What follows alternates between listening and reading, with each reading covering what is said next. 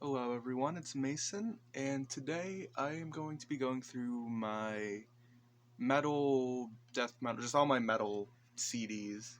Sorry if you hear a buzzing sound in the background, that's my fan, and it's starting to get hot where I am, so my room has just been hot as hell. But I just have about half of my metal CDs. I'm going to do this in two parts. This, I believe, is everything A through M, and then or A through L, somewhere around there. And then the second part's going to be L or M to Z. So we're just going to get started. I have all of them next to me. So yeah. First we have Amrose. I'm honestly not sure how to pronounce it. It's a French black gaze band that is a lot of former members of Peste Noir who left after just Peste Noir making songs they do. But it's pretty good. I found it at a thrift store brand new for $1, so yeah. Next we have Anthrax Anthology. This is just a two-disc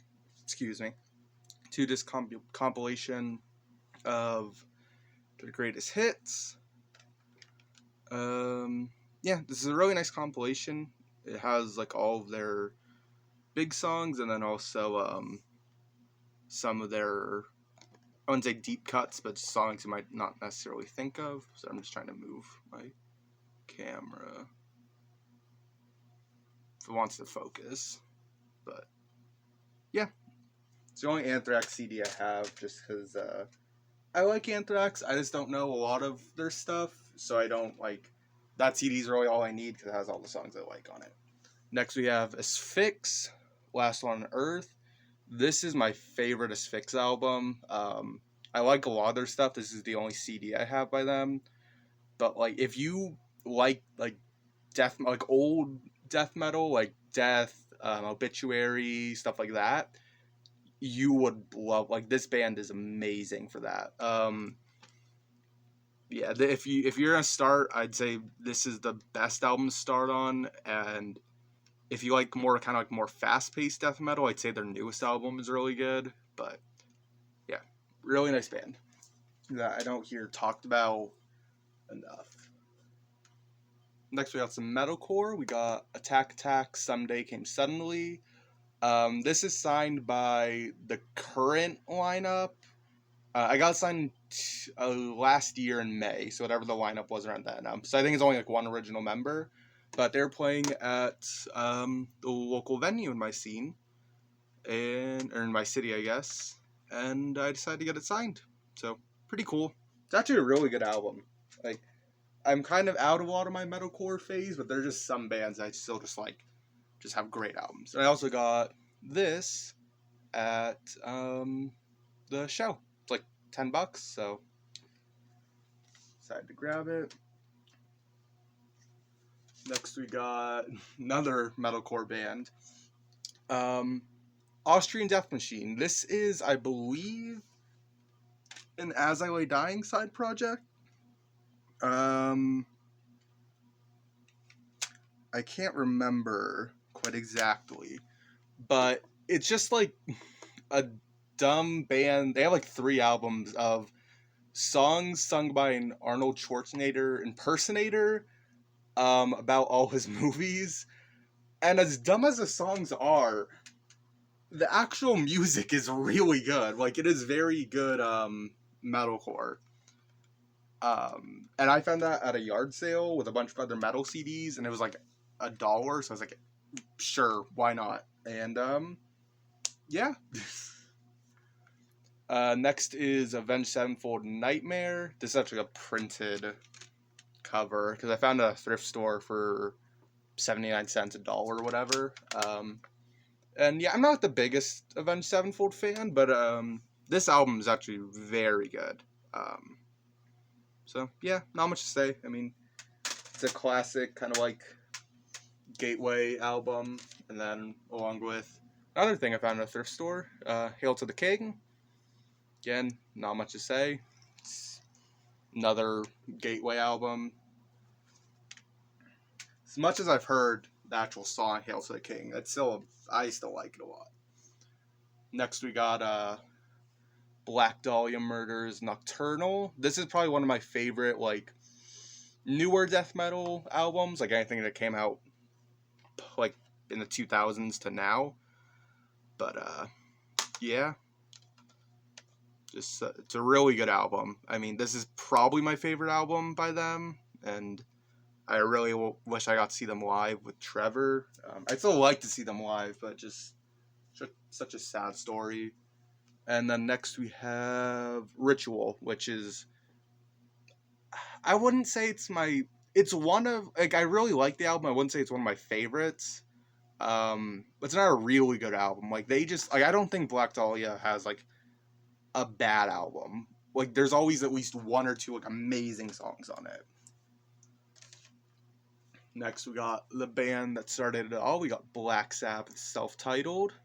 So, weird thing, I don't know if all the CDs are like this, or just this one. They combined a lot of the songs. Like, the third track is Wasp, Behind the Wall, Behind the Wall Sleep, basically, and NIB. They just combined all of it into one song, as well as the last songs, which is just weird because I have the vinyl of this, and they're all separated as different songs. So weird choice. Still an amazing album that I feel like doesn't get talked about as much as their second album, Paranoid. This is probably my favorite Black Sabbath album. I mean, there was the first one, like I know I just said, like, the first one doesn't get talked about enough. This was like one of the first metal albums that like I really got into, and it's still just amazing. Yeah, I mean, I don't know what to say about it. It's Black Sabbath, apparently. I also found it at a thrift store, which was pretty cool. Next, we got actually, I think the only Black Sabbath album I didn't get from a thrift store was their first one. That was only like $5. Next, we got Sabbath Bloody Sabbath. I don't love this album. Like, I mean, it's a good album, obviously, but compared to their first two, it just doesn't hook me as much. But there's still some great songs. I mean, Who Are You is pretty good. Killing Yourself to Live is great, and then the title track. So, pretty good album. And for $1, I get a lot of my CDs at the thrift store. Next we have another thrift store. It's more than $1, unfortunately. We got Sold Our Soul for Rock and Roll. Just greatest hits compilation.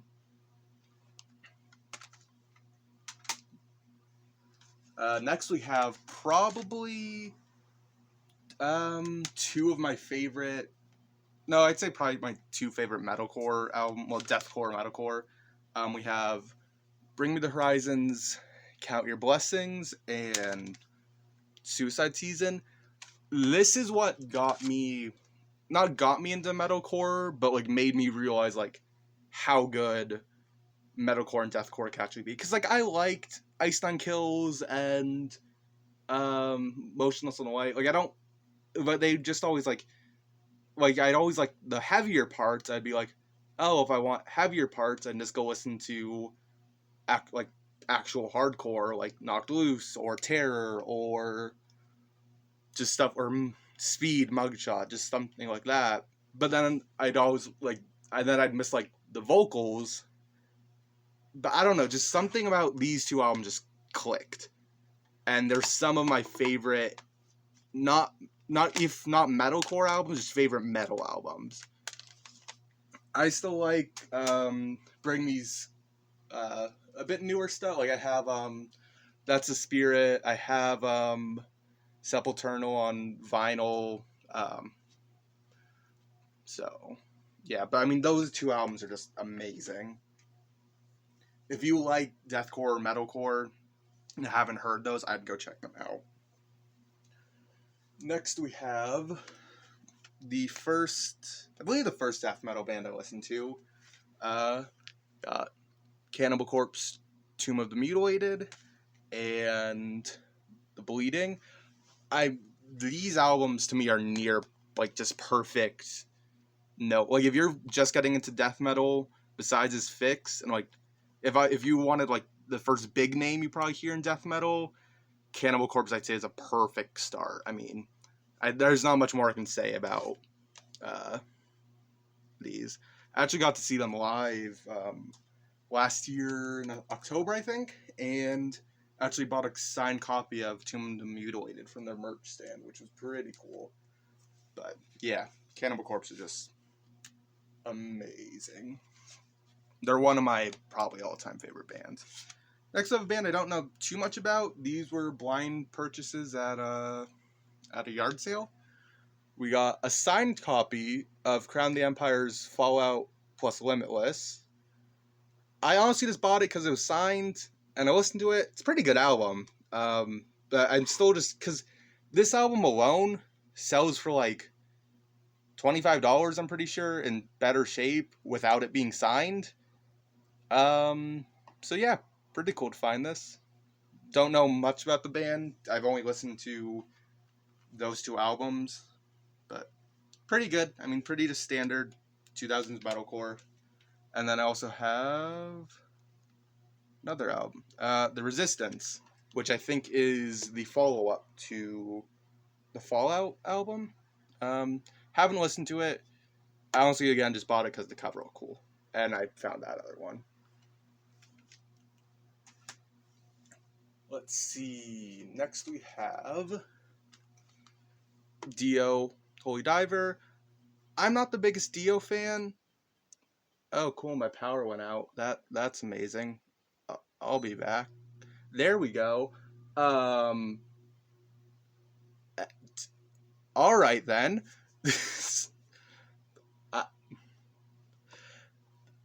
Next we have Dio's Holy Diver. I'm not the biggest. I'm sorry, that completely threw me out of it. But we have Dio's Holy Diver. I'm not the biggest Dio fan. I do like this album, and I like Mob Rules by Black Sabbath, where he sung on it. Besides that, I'm not like the biggest Dio fan. I haven't explored much of his stuff. Like knocked my camera over almost. I haven't really explored like Rainbow or anything like that, but yeah, pretty cool. Next we have Evanescence. I'm not the biggest like new alt metal person. There's one band I really like that you'll probably see in a little bit, but and like I obviously like all like the big albums. Like I like Slipknot's first 3 albums. I like Limp Bizkit just because how goofy they are. But for some reason, Evanescence is just I just love their music. I know they're like sometimes aren't considered metal or more like goth rock or like goth metal or I don't know, but this album is just really good. Next we have a random thrift store find. Epson Fields Plan for Pain Control. This album is just weird. There's a lot of samples on it. It's just weird. Only has 3 songs. That I don't even show on the back. One of them straight up just rips off the drum beat from Slayer Rain and Blood.